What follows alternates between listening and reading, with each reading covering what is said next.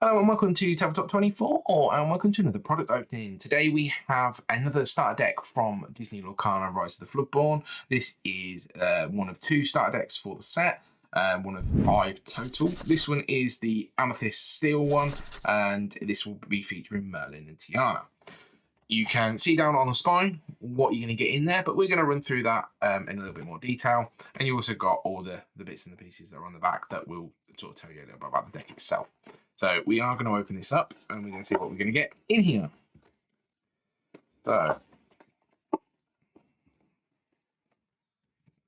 So in our box, we are going to have, let's go from back to front, little printout of tokens. Personally, these are not my sort of take on them. They are just enough to get you going. We use the buy the same token stuff, which we can highly recommend. So there's that.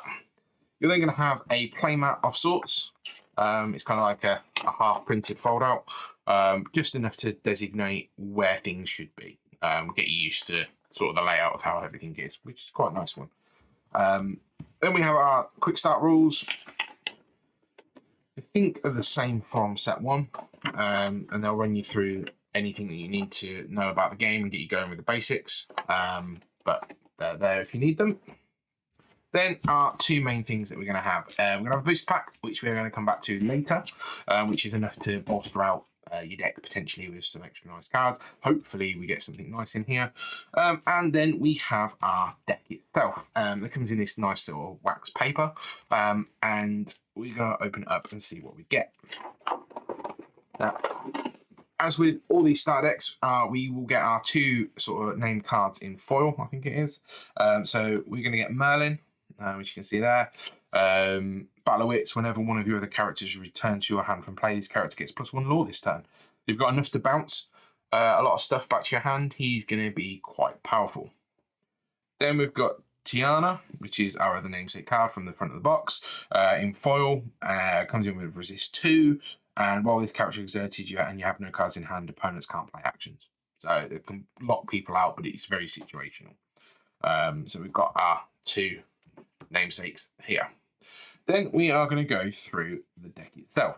So we have a chip, nice 1 cost, 3 copies of that, 2 copies of Dr. Facilier, quite plain, 3 copies of Hey Hey, which I actually really like the artwork on this. I think it's gorgeous. I think they've done really well with the colours.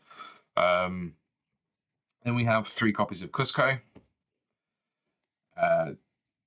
2 copies of Madame Mim Fox. You'll notice with some of these Madame Mims and Merlins, there's different types of them, which is quite nice. We've got 2 copies of Madame Mim Snake, 2 copies of Merlin Crab, 3 copies of Merlin Goat, which I think is going to be in a lot of Amethyst decks going forward. Play him, gain a lore. He leaves play, gain a lore. He's on the board. He gains a lore. He's a threat. And uncommon. That's quite nice for that sort of thing. Means everybody's going to have access to it. A copy of the rare Merlin Rabbit. When you play this character, you need to play him, you draw a card, so that's quite nice. A lot of these Merlins are when they play and when they leave.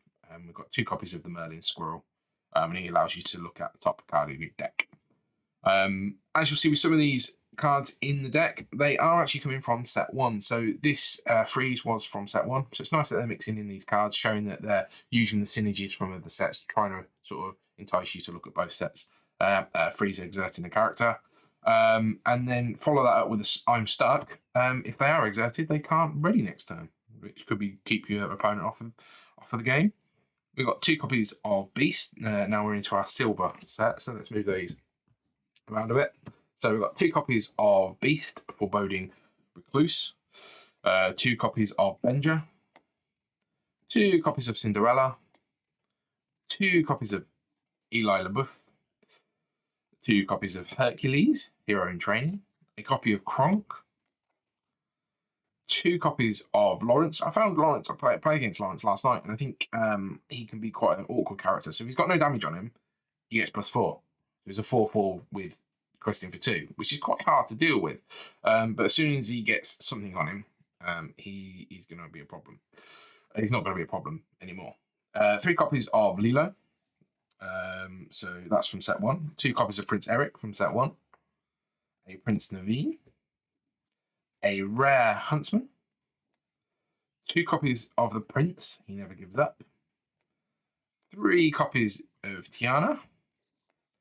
2 copies of the Last Cannon. And 2 copies of Mouse Armor. And I don't think you can underestimate the Mouse Armor giving your character that resist. So that's our suite of cards for the deck. We've obviously got some nice synergies in there, I think. Obviously, you've got a lot of balancing coming back with the Merlin engine, which is quite nice, and got some sort of stronger characters in the steel. So nice to start. I think overall this deck is slightly better than what we see in the set 1 starters. So I think recommendation would be, if you're going to get started, go for the set 2. But lastly, we are going to have our pack opening. So our final card. So our final card, should I say? So we have got a Eudora, another Cusco, What Did You Call Me?